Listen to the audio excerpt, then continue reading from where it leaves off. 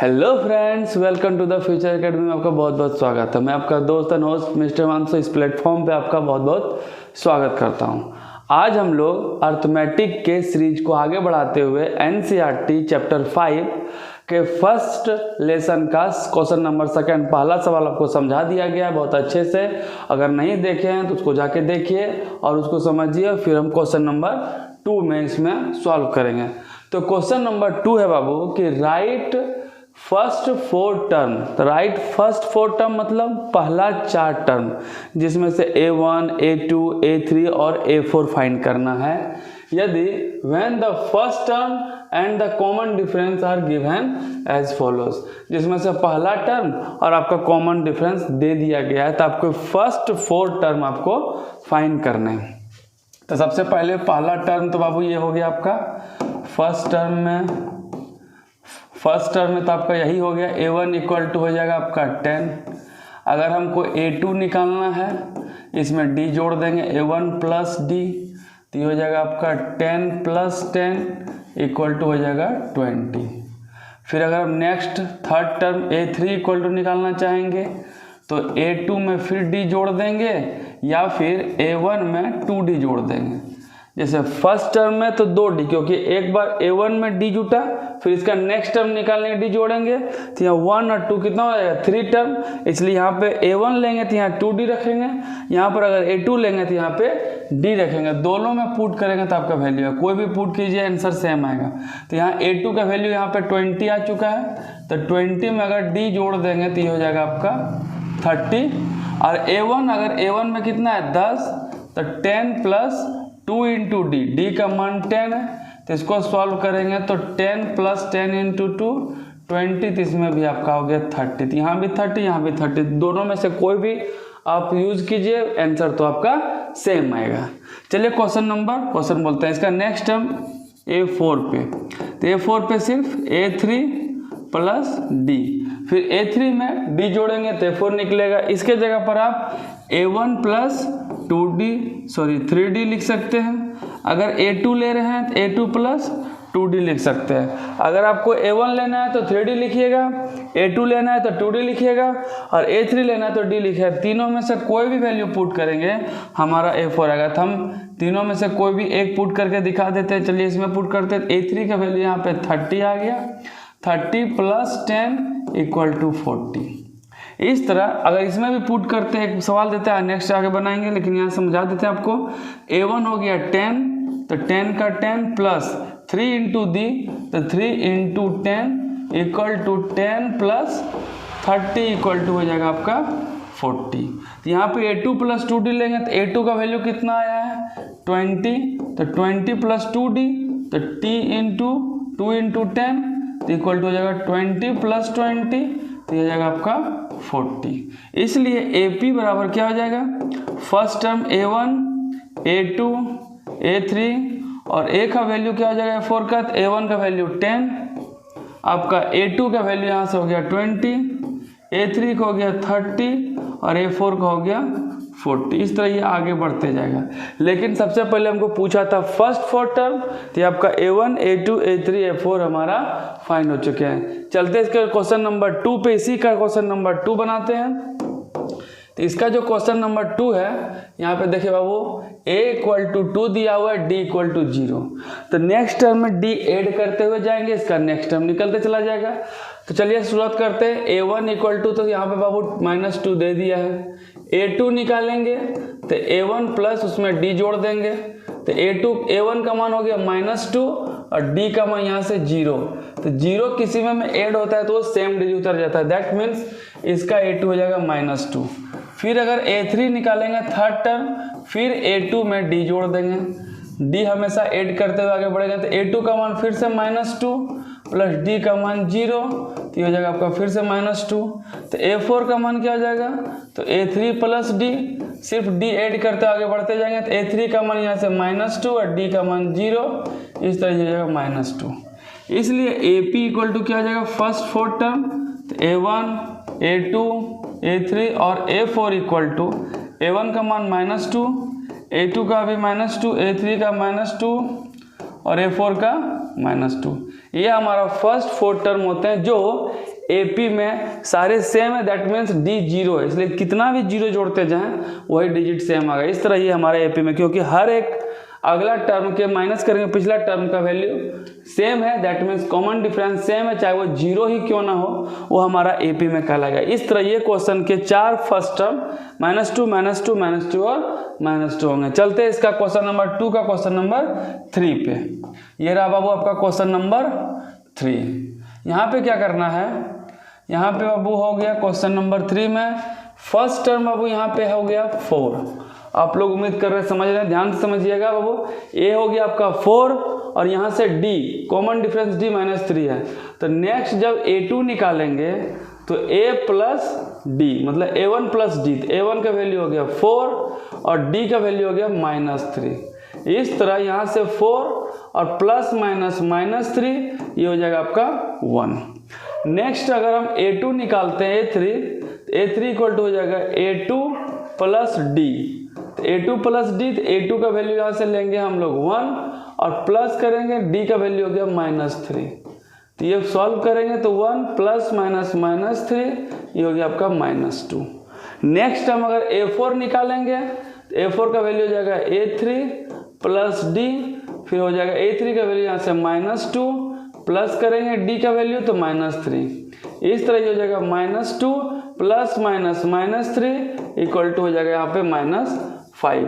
तो यहाँ देख रहे हैं कि first 4 term A1 A2 A3 और A4 का वैल्यू कितना हो चुका है, तो यहाँ AP इक्वल टू क्या हो जाएगा A1 A2 A3 और A4 का वैल्यू, A1 का वैल्यू यहाँ से लेंगे 4, A2 का वैल्यू हो जाएगा 1, A3 का वैल्यू हो जाएगा -2 और A4 का वैल्यू हो जाएगा -5। दैट मीन्स फर्स्ट टर्म में D -3 ऐड करते जाएंगे, तो 4 में -3 ऐड किए तो 1, 1 में -3 ऐड किए तो -2, -2 में -3 ऐड किए तो -5। ये हमारा फर्स्ट 4 टर्म फाइंड होते हैं। चलते क्वेश्चन नंबर 4 पे। ये क्वेश्चन नंबर आपका 4 है बाबू, मज़े से समझिए और अच्छे से आइडेंटिफाई कीजिए ताकि आपके हर क्वेश्चन अच्छे से बने, मन से बनाइए और एग्जाम में एकदम फाड़ के रख दीजिए। तो यहाँ पे फर्स्ट टर्म बाबू A1 इक्वल टू हो गया -1, तो A2 निकालेंगे, A2 इक्वल टू क्या हो जाएगा A1 प्लस D, तो A1 का वैल्यू यहाँ से लेंगे -1 प्लस D का वैल्यू यहाँ से लेंगे 1/2। इस तरह इसको सॉल्व करेंगे तो एलसीएम हो जाएगा इसका 2, तो 2 × -1 तो -2 + 1 इक्वल टू हो जाएगा -1/2। अब यहाँ पर हम A3 निकालते हैं, A3 का वैल्यू हो जाएगा A2 प्लस D, तो A2 का वैल्यू कितना हो जाएगा -1/2 + 1/2, तो एक प्लस में एक माइनस में कट गया, इसका वैल्यू हो जाएगा 0। अब यहाँ पे लेंगे A4 को क्या लिखेंगे A3 प्लस D, A3 का वैल्यू कितना है वो 0 में D प्लस करेंगे तो D का वैल्यू हो जाएगा 1/2, तो किसी भी डिजिट को 0 में ऐड करो तो वही डिजिट सेम देता है। इस तरह हमारा जो AP का फर्स्ट 4 टर्म होगा A1 A2 A3 और A4 का वैल्यू, A1 का वैल्यू कितना हो गया -1, A2 का वैल्यू कितना हो गया -1/2, A3 का वैल्यू कितना हो गया 0 और A4 का वैल्यू 1/2। ये हमारा हो गया फाइनल आंसर। ये फर्स्ट 4 टर्म जो इस A1 और D के मदद से निकाले, सिंपल है, कुछ नहीं करना है। फर्स्ट A टर्म में हम लोग बारी बारी से D जोड़ते जाएंगे और वो हमारा असल नेक्स्ट टर्म निकलते जाएगा, क्योंकि हमको 4 ही टर्म निकालना, आगे निकालना है तो फिर D ऐड करेंगे, फिर उसके आगे निकालना है फिर D ऐड करेंगे, इस तरह हमारा टर्म निकलते चला जाएगा। यहाँ 4 पूछा, कभी कभी आपको 5 या फिर कभी 6 पूछ सकता है, बस आप उसमें क्या करिए नेक्स्ट टर्म में D ऐड करते चले जाना, तो नेक्स्ट टर्म आपका फाइंड होते चला जाएगा। चलते हैं क्वेश्चन नंबर, नेक्स्ट क्वेश्चन आपका क्वेश्चन नंबर 5। यहाँ पे ध्यान से देखिए बाबू, यहाँ पे समझना है कि A1 आपका कितना दिया हुआ है, तो यहाँ -1.25। पॉइंट वाले सवाल थोड़े पेचीदे होते हैं, थोड़ा डिफिकल्ट होता है, बस प्लस माइनस का ध्यान रखिए। पॉइंट एडिशन सब्ट्रैक्शन में थोड़ा दिक्कत होता है, उसको कंसंट्रेशन के साथ हम लोग समझेंगे। तो A1 का वैल्यू इतना हो गया, A2 कितना होगा, तो A1 में फिर जोड़ देंगे D, तो A1 का वैल्यू कितना हो गया -1.25, अब प्लस करेंगे कितना, तो यहाँ से हो जाएगा -0.25। इस तरह ये सॉल्व करेंगे तो -1.25 प्लस माइनस -0.25 0.25, तो इसको ऐड करें तो माइनस माइनस दोनों माइनस ऐड हो जाएगा, और 1.25 0.25 तो सॉल्व हो जाएगा 1.50। चलते इसका नेक्स्ट टर्म A3 पे, A3 का वैल्यू हो जाएगा A2 प्लस D, तो A2 का वैल्यू कितना आ गया -1.50, फिर प्लस करेंगे इसका D तो कॉमन डिफरेंस हो गया -0.25। इस तरह इसको सॉल्व करेंगे तो -1.50 प्लस माइनस -0.25, इसको सॉल्व करके हो जाएगा -1.75, क्योंकि माइनस माइनस ऐड होता है, क्योंकि दोनों माइनस में है, ड्यूज है। अगर हम नेक्स्ट A4 टर्म निकालेंगे तो फिर से A3 में नेक्स्ट D जोड़ के इसका टर्म नेक्स्ट टर्म निकालेंगे A4, A3 का वैल्यू हो गया -1.75 प्लस करेंगे -0.25, तो इस तरह हो जाएगा -1.75 प्लस माइनस -0.25, और ये सॉल्व हो जाएगा -2.00। इस तरह ये AP हमारा कौन कौन हो जाएगा, A1, A2, A3 और A4 इक्वल टू, सबसे पहले A1 हो गया -1.25, सेकेंड टर्म हो जाएगा आपका -1.50, थर्ड टर्म हो जाएगा आपका -1.75, और लास्ट एंड A4 हो जाएगा आपका -2.00। इस तरह ये हमारे फाइनल आंसर होते हैं। सिंपल कुछ नहीं करना है, हर नेक्स्ट टर्म निकालने के लिए पहले टर्म में कॉमन डिफरेंस को जोड़ देना है, बस ये हमारे सवाल नेक्स्ट टर्म निकल जाएंगे। बस यही करना है सब में। इसका क्वेश्चन अब तो लगता है नहीं बचा हुआ है, क्वेश्चन नंबर 2 में ये क्वेश्चन खत्म हो जाता है। 5.1 का क्वेश्चन नंबर 3 है, तो इसमें क्या करना है कि इसमें सबसे पहले फर्स्ट टर्म और उसके साथ साथ उसका कॉमन डिफरेंस को लिखना है। इसमें कुछ AP दिए गए, तो यार ध्यान से समझिए। यहाँ लिखा है कि for the following APs right the first term, मतलब हमको A1 निकालना है, एंड द कॉमन डिफरेंस मतलब हमको D निकालना है। तो यहाँ पे देखिए बाबू, यहाँ पे हो गया ये A1, ये हो गया A2, ये हो गया A3 और ये हो गया A4। तो हम यहाँ पर A1 निकल जाएगा सीधा, इसके सामने कौन है 3, तो A1 निकल गया।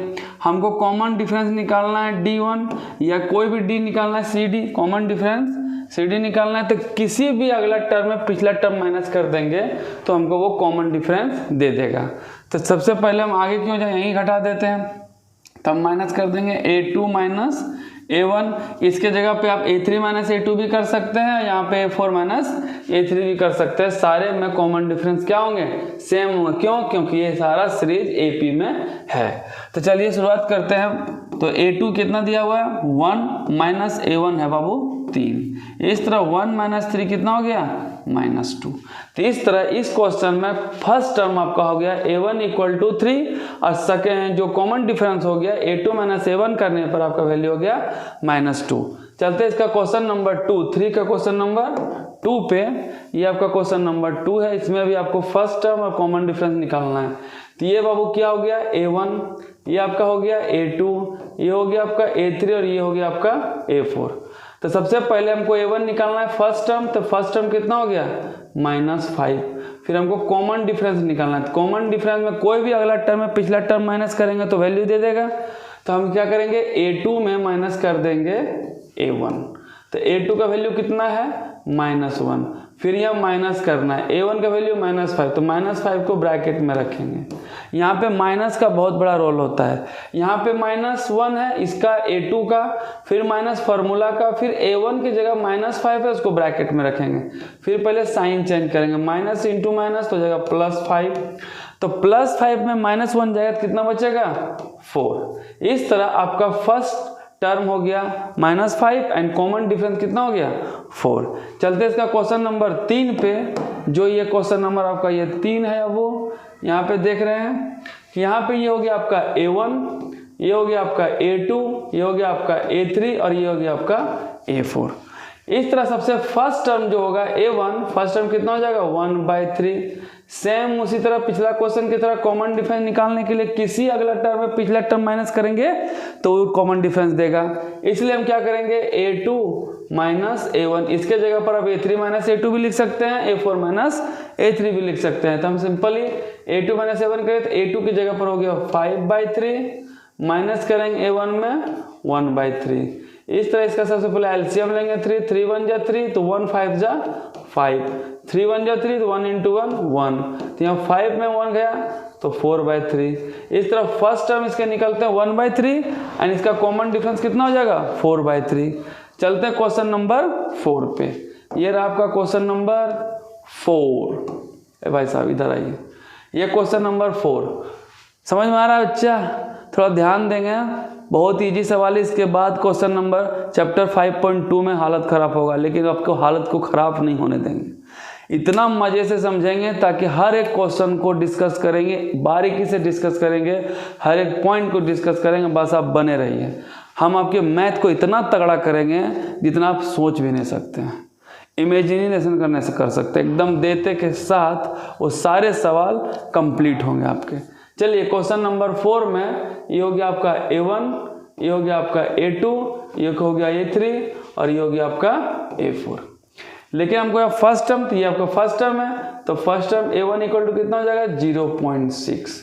फिर हमको कॉमन डिफरेंस निकालने के लिए कोई भी अगला टर्म में पिछला टर्म क्या कर देंगे माइनस कर देंगे। तो यहाँ चलते हैं A2 माइनस A1, तो A2 की जगह पर हो गया 1.7 में माइनस करना है कितना A1, तो A1 का वैल्यू 0.6, तो 1.7 में 0.6 माइनस होगा तो हो जाएगा आपका 1.1। इस तरफ फर्स्ट टर्म आ गया 0.6 एंड कॉमन डिफरेंस कितना हो गया 1.1। चलते इसका क्वेश्चन नंबर नेक्स्ट क्वेश्चन 5 पे। 5 में 4 ही क्वेश्चन है, 3 में ये रहा था आपका लास्ट सवाल। तो बने रहिए वीडियो के साथ, ज़्यादा से ज़्यादा लोगों तक शेयर कीजिए और बार बार प्रैक्टिस कीजिए। मिलते हैं नए क्वेश्चन नंबर 4 पे। तब तक अपना ख्याल रखें, खुश रहें और मन से पढ़िए, हम आपके साथ हैं। जय हिंद।